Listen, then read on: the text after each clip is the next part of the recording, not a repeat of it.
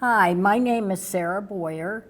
In 2015, I retired from the Cambridge Historical Commission as its oral historian for 18 years. Soon afterwards, I met Lois Johnson at a lesbian brunch, and she invited me to interview lesbians who belong to the Boston chapter of the Daughters of Bilitis.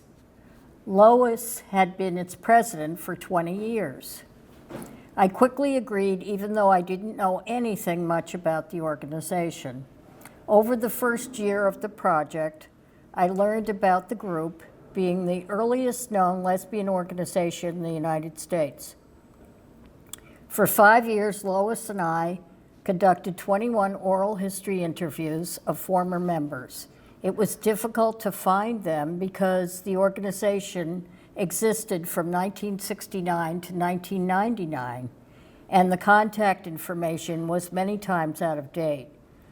In 2020, Lois died at the age of 89. She had told me she wanted to write a book about the Boston chapter.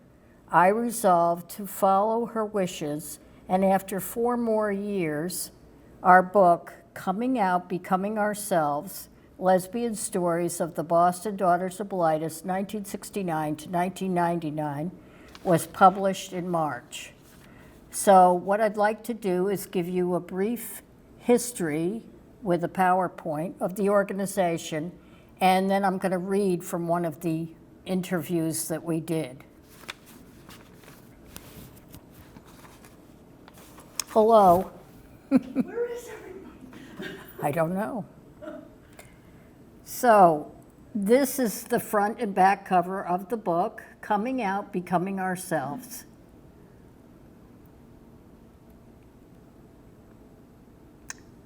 So let's start with the beginnings of the Daughters of Bilitis. In San Francisco, there were 4 lesbian couples that got together and decided that they wanted to form an organization to meet other lesbians because they were getting tired of going to the bars. And the bars at that time were really traps for people because the police raided them, take people down to the jail, and they weren't safe. And there was also a lot of problems with alcohol and so on. So the 4 couples got together and they decided they were going to have this organization. And if you can remember, back in 1955, it was a very difficult time. That's when they decided to form the organization. McCarthy was in his heyday, and Senator Joseph McCarthy was looking for communists everywhere.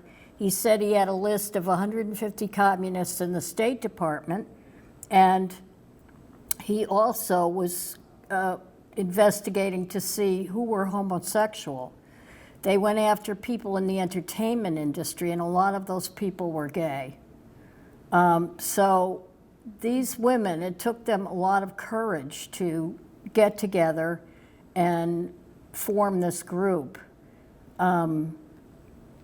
So one of them, her name was Nancy, did some research, and she was also looking at a book that was written by a Frenchman named Pierre Louis. It was called The Songs of Bilitis. And Bilitis was this mythical figure who supposedly was the lover of Sappho.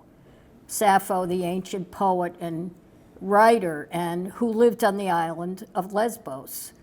So Nancy thought, what a great name for our group. And she brought it to the group and she said, why don't we call ourselves the Daughters of Bilitis? And if anybody asks us, we could just say we're a Greek poetry club. So it was pretty clever. And the photo there on the left is Del Martin and Phyllis Lyon, who were the icons of the lesbian movement going forward from 1955. One of the books that they both wrote together was Lesbian Woman. I have a copy of it on the table there. Oh, skipped. Okay. So that was 1955, and 14 years later, we come to 1969. And there were other chapters of DLB all over the country, but there wasn't one in Boston. In 1969, a woman named Jan Chase was reading the magazine, The Ladder, that the DLB in San Francisco published. And she became so enthusiastic about what they were doing that she wanted to start a chapter in Boston. So if you recall, in the late 1960s, there was a lot of social justice groups, anti-war demonstrations, civil rights marches, and marches for women's rights. But there weren't a lot of gay organizations at that time in Boston, and there was little going on at that time. So Jan asked a woman who worked on The Ladder to go with her to New York and learn how to start an organization in Boston. So they left for New York, and they went the last weekend of June, which just happened to be the first nights of the Stonewall Uprising. And the Stonewall Uprising occurred in June 1969, and it's named for the Stonewall Inn, which was a gay bar that really attracted gay and lesbians and transgender people. And what happened there is it was one of the first times that gay people fought the police. Usually they'd pick them up in the paddy wagon, take them down to jail. At times they were, publishing people's names and addresses in the newspapers, this kind of thing. But this time they fought back. And this went on for several nights. And it was the watershed moment for the gay liberation movement. So Jan and Kim came back to Boston. They had friends, they had close friends that they got together, but they needed to get other members. So they thought that they could get an ad. They wanted to put an ad in the Boston Globe to recruit members. Well, the Boston Globe refused to take the ad. So they knew that they'd have to go to something like Boston After Dark, which was this sort of quasi-underground newspaper. And sure enough, Boston After Dark took their ad. And you can see by the ad, it's dated. I mean, female homosexual was the word, or the words used rather than lesbian. And there's no phone number or anything. There's a P.O. box. So that really helped that when they put that ad in the Boston After Dark. They got a lot of new members. So it's 1971, just 2 years later, and this is the first official Pride March in Boston. There was one in 1970, but it wasn't official. Anyway, these are photographs from the History Project that has the archives of the LGBTQ plus community in Boston. And the middle one you can see that's on the Boston Common. There were probably 150 people at the march. They've they've estimated that there were 1 million people at the Pride March on Saturday. 150 to 1 million, pretty good. So these are precious. Of course, they're not great photographs, but at least that we have some kind of record. So when DLB was formed, there were a couple of different groups in DLB. There was one group that was really involved. They wanted to get really involved in political activity. Another group, they just wanted to get together and meet other lesbians and get into relationships. But there were two different groups. But political activity in the early part of DOB in Boston was very strong. I'm just looking at that, and there's something missing there. Wow. Okay, anyway, there was a photo. I'm sorry, I don't know what happened to it, but there was a photo of Elaine Noble, and she is, Del Martin and Phyllis Lyon are on either side of her. And Elaine Noble was the first openly gay person to be elected to a state legislature in the country. And so she got elected in 1974, and she served 2 terms. She was very much into being a representative of her neighborhood. Some people said, "Oh, you're just running because you're a lesbian," and she said, "No, I'm not. I want to help you. I want to help the neighborhood." And the person that managed her campaign was the woman with the red hair, Anne McGuire. Anne just died in December. We were lucky enough to interview her. She was so, it's hard to say, what I want to say about her. She was the campaign manager for not only Elaine Noble, but for Tom Menino. And she was the gay liaison to Ray Flynn, and she even got him to do part of the Pride March. Not all of it, but part of it. She really loved Tom Menino, and she became his Health and Human Services Secretary. And in that capacity, she was helping AIDS patients in Boston City Hospital. Anne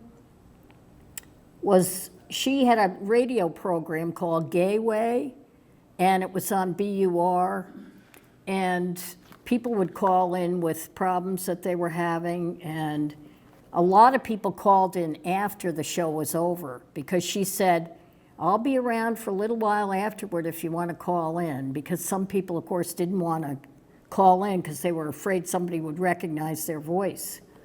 So she was there. She also was the manager of the bar in Provincetown called Sisters, and she was the manager for about 7 or 8 years of Somewhere, which was an incredibly popular bar in the financial district in Boston. And DOB had a lot of their anniversaries there. I remember going there. It was just the greatest place.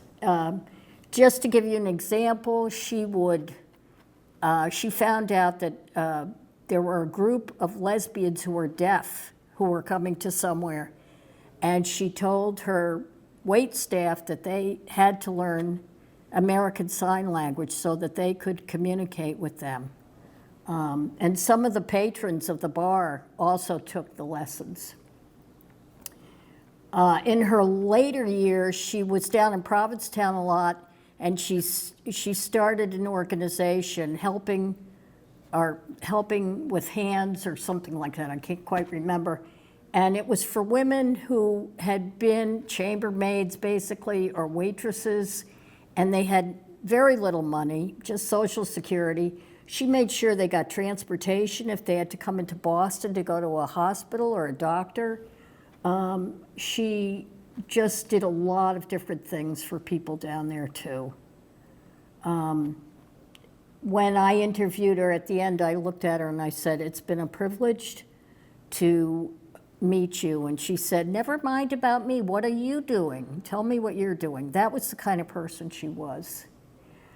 Now, the woman on the right, who's swatting with the bat, is Laura McMurray, and I know Laura. She was a very courageous person. This is 1973. She started going up to the State House and giving testimony to stop the job discrimination against gay people. And she did that for a couple of years. She was a member of DOB. And she worked with the man on the right, Barney Frank.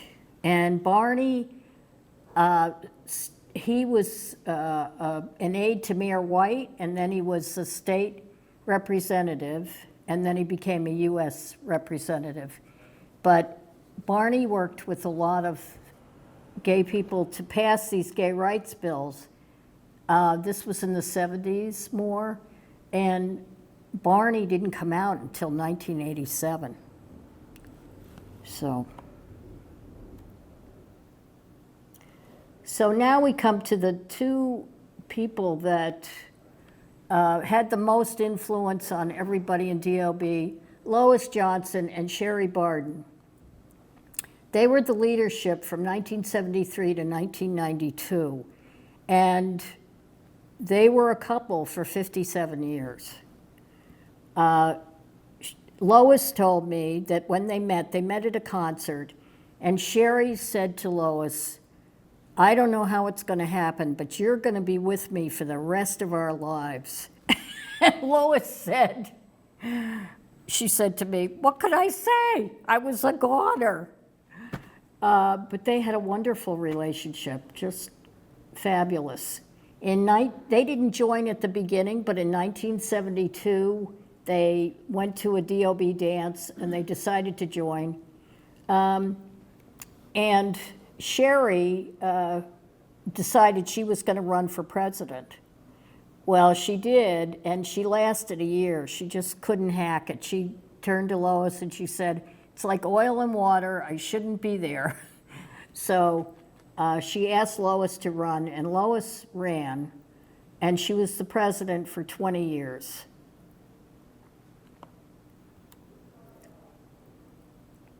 Now, this was a very different thing than most gay organizations. What they had in DOB, and they had started this right from the beginning, actually, of having rap groups. And back then, rap groups came out of consciousness raising groups. And so they were, at the time they were meeting at 419 Boylston Street. And they would have general raps that were open to everybody. And that was fine for a while, but then they started to get more and more members, and people wanted to have specific things that they could talk about. So they broke it up, and they had special rap groups. So they had a rap group for older women over 35, which was really funny when you think about it. And there was Lesbian Mothers and Co-Parents, and that's a flyer of Lesbian Mothers and Co-Parents rap group. And that was very important back then, because lesbian mothers, if they wanted a divorce from their husbands, would lose custody of their children just because they were lesbian. So they were fighting that in the courts. And of course, there were rap groups for singles. And single women, single lesbians, one of the things they wanted to know was how to ask for a date, because they'd never asked anybody for a date. So there were a lot more than that. There were many different rap groups. But I'd like to mention a couple of other things, like the Women of Color Concerns Raps. Now, the Women of Color Concerns happened because one or two black women would come into the organization, and when they saw that there weren't that many people like them, they would leave. And so there were two women, Jean Coe Stewart and Bonnie Rock. They decided that they should start their own group. So they did. They showed a movie. They had different discussions. But when they asked if they could keep the rap closed to other members and only have it for black lesbians, that was apparently, DOB would not go along with that. They said all the raps were open to everybody. So the Women of Color went to the Women's Center in Cambridge because they gave them their own space, and that's what they wanted. On the other hand, in the mid-'80s, DOB voted on whether or not to accept anyone who identified as a woman, including trans women. Now, this was something that the Women's Center in Cambridge was not doing. They did not allow trans women to come in. And DOB said they voted to include all women. I feel it was a very progressive thing to do in the mid-'80s. Nobody else was doing it. I shouldn't say nobody else, but not as many, that's for sure.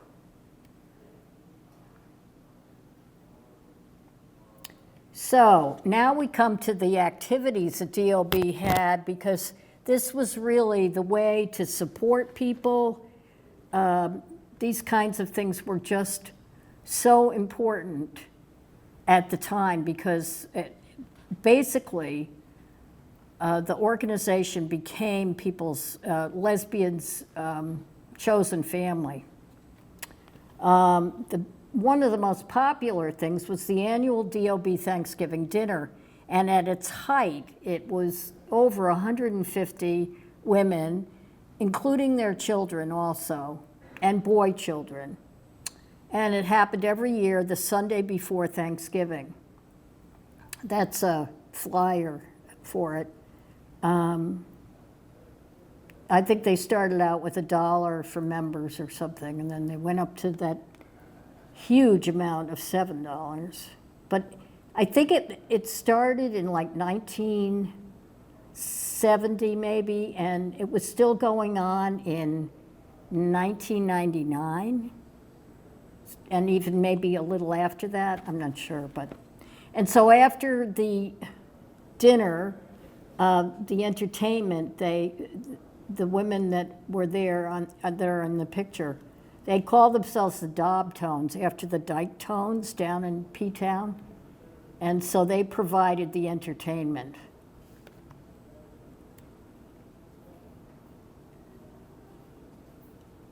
Another wonderful thing was Wild Women. This was a group that Mimi Reese put together, a member, and it was a great name for them. She says that they would go hiking, but they'd go for about 10 minutes and then they'd stop and go off and get a cup of coffee. I don't know about that, but they did a lot of great outdoor activities. Another thing was the prom. I don't know how often they had the prom, but it was a great success, because women at that time, they couldn't ask who they really wanted to go to the prom with, so they had their own prom. It was great.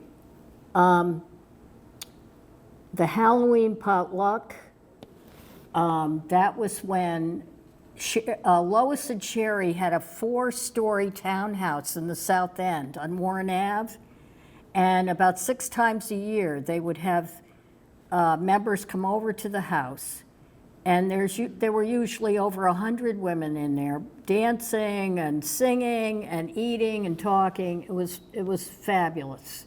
It was just great. And of course, their anniversaries, like that's a picture of the 15th anniversary. The woman in the middle is Barbara Weber, a beloved DOB member, and they're in somewhere, and that's an ad from somewhere. So later gay pride marches, there's the one at the bottom there, 1989. That was when DOB had its 20th anniversary, and they had the banner, and Lois is in the middle there, and Sherry is right next to her. One of the later marches was, there were people that were, they would wear, I wore a t-shirt like this too. One woman wore a t-shirt and it said, Anita Bryant sucks. It was the boycott of Anita Bryant. Anita Bryant was a spokesperson for the Florida Citrus Commission. And she had a campaign going, Save Our Children. She wanted to repeal the ban on against gay discrimination. She wanted to put it back in place, that it was okay to discriminate. So what happened was the gay community boycotted Florida oranges and Florida orange juice. And what happened was she was also a singer. She lost her contract with the Florida Citrus Commission, and her influence waned. She was very popular at one point, and then it started to go downhill. And I found out that she moved to Oklahoma. She had to declare bankruptcy. She's now with a Christian group in Oklahoma, and her granddaughter came out as a lesbian. So, you know, what can I say? So, there were so many great things about DOB. The support and encouragement that DOB offered to everyone was really powerful. Lois, in the late 80s, the membership was declining, and Lois and Sherry wondered if they should continue as an organization. So they did a survey, and people wrote to them or called them and said, I don't know what I would have done without DOB. It would have been so hard. Some people said you saved my life, and we know that's true. So they kept at it. But in 1992, Lois was a real estate agent. She was busy all the time, and she didn't have time for Sherry. So they basically decided that she would resign, which she did. And then Jean Coe Stewart became the president. And she was president for about a year and a half. And then Stephanie Marcos took over, and she ran DOB from 1994 until the early 2000s. So in fact, DOB was around for over 30 years, which made it the longest lived DOB chapter in the country. And the reason for that was, well, there are many reasons for it, but I think the main reason is that they asked the members to take their politics outside of the organization for the most part. I mean, they always marched in the Pride Parade. They did educational things, but they wanted to keep it so that people could discuss things, discuss issues and everything, and not get into terrible fights like the infighting in so many other organizations that was happening at that time. So that really is the reason, and Lois's leadership too. DOB was the trailblazer. It was at the beginning, welcoming to all women to come in a safe space. I must have read 5 stories at least about women who, they were at the Old Cambridge Baptist Church for the last 20 years or so. The women would talk about driving around in circles and circles, and finally going in the church and going up 20 steps to the office. And when they got there, they just felt like, this is okay. I'm going to be okay. So it was very important. It was a non-bar place for socializing, which was great. You could meet a future partner. You could just make friends with people. It was a great place to be without alcohol. It was obviously a venue to discuss important life issues and get support. And the crux of that, the heart of that were the RAP groups. And it was a resource for information and referrals. And the leadership training, practically everyone in this book was a leader. And they, inevitably, they all told me that Lois, if they went to Lois with an idea, they'd tell her what they wanted to do, and she'd say, great, you can do it. And they'd go, what? And she'd say, you know, we're behind you and we'll help you, but we know that you can do it. So they had support from her, but they had to take the risk to go out and be leaders. And DOB was a model for other lesbian groups. I have to say, though, I don't know other lesbian groups that had the RAP groups, which were really the heart of it. And this is a beautiful picture of the two of them in 2005. And everything I do is in memory of Lois and Sherry. And I just want to read what Lois said about the organization.